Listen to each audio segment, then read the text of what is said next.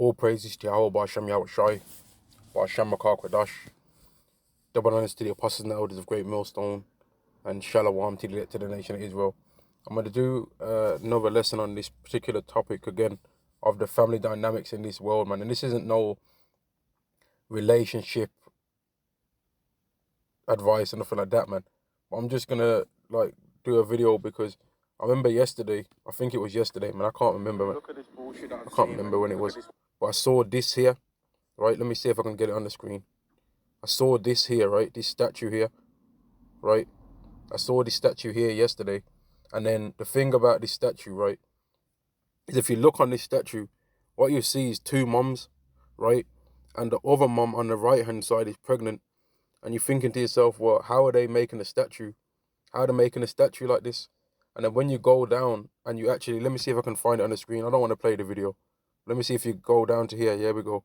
It says right there. Let me see if I can zoom in. It says right there. It says a real Birmingham family, right?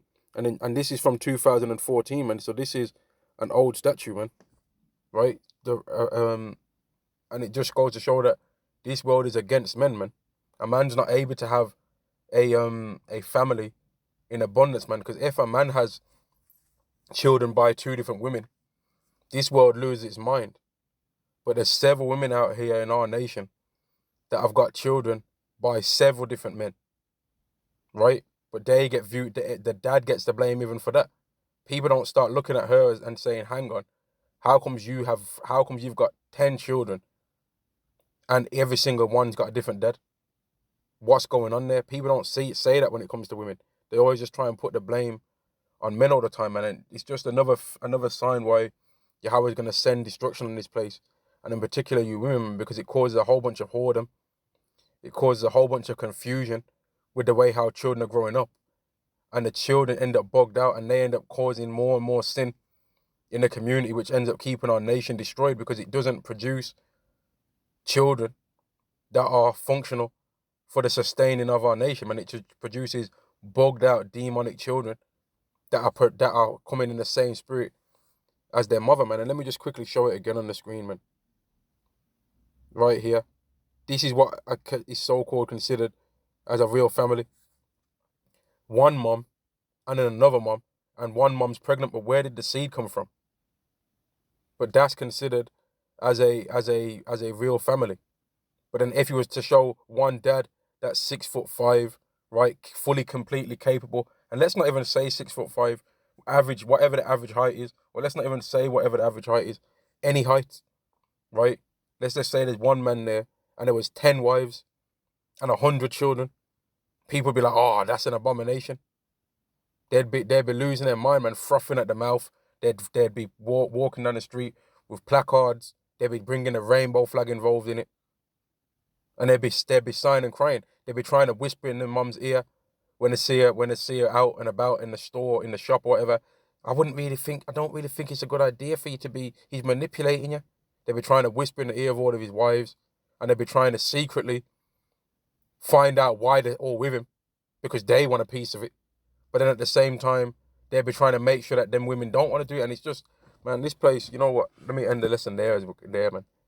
I'm going to end the lesson there. The whole way how this society is run is extremely wicked, man. And that's why Yahweh says that he's going to cause all the destruction that he's going to bring to women, man, which a few scriptures that come to mind, Isaiah 32 and 9 to verse 12, Micah chapter 7 and verse 10, Isaiah chapter 3 and verse 16 to verse, I think it goes down to 25 or 24.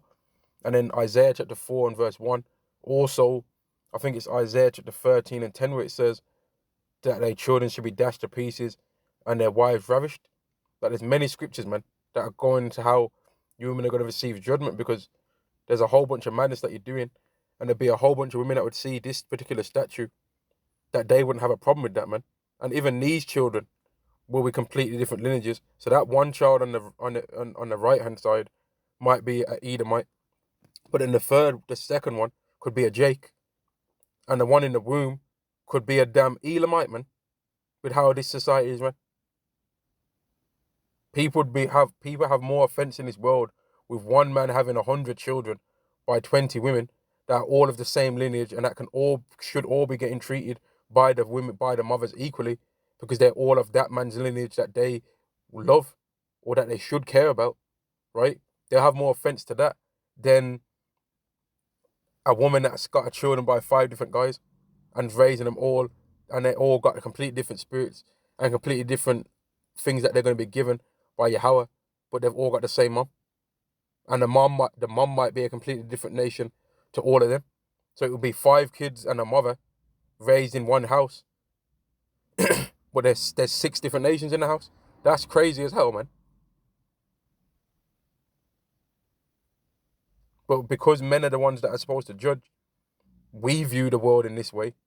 But everybody else just views the world in, they're mixed and all of that madness, when there's no such thing as mixed, man.